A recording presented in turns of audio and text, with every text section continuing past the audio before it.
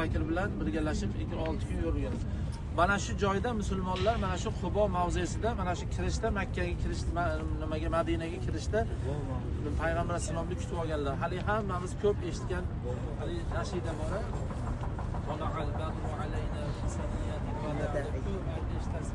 Aynan mana shu yerda turib sahobalar quloq solib, daraxtlar tepasida turib uzoqdan qarab turishgan. Shu Hazrati Abu Bakr bilan payg'ambarimiz sollallohu alayhi vasallam birga kelganliklarida mana shu yerda kutishib olgan.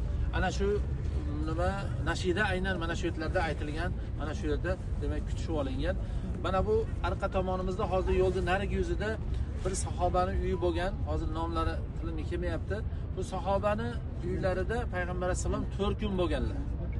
4 kun turganlar va birinchi mana shu islom payg'ambar alayhisalom payg'ambar bo'lgandan keyin islom dini mana payg'ambar alayhisalomga nozil bo'lib oyatlar tushib boshlagandan keyin mana bu demak birinchi qurilgan masjid Masjidil Qubo deyiladi.